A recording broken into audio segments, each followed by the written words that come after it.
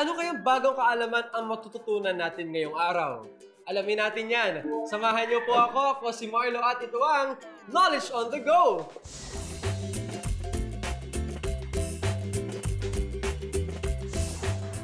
At ang maglalaro ngayong araw ay si... Mary Jane.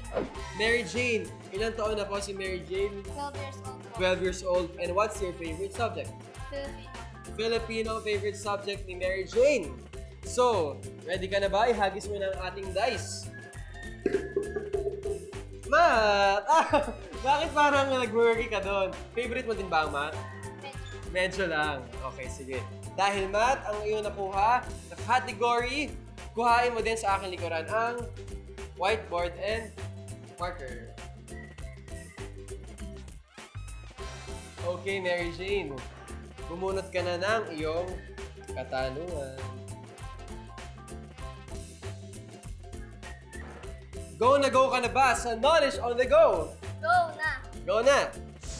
What is the multiplicative inverse of 3 over 7? Letter A, 21 over 3.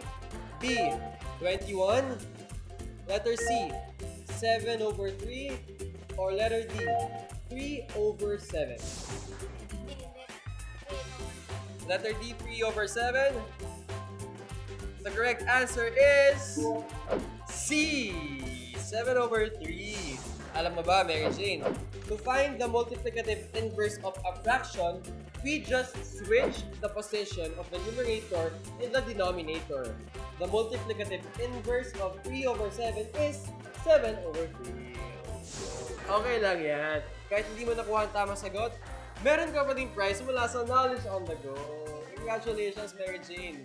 May bago na naman tayo natutunan ngayon, di ba? Ang sarap sa feeling. Kaya next time, samahan niyo ulit ako. Ako po si Marlo at ito ang Knowledge on the Go!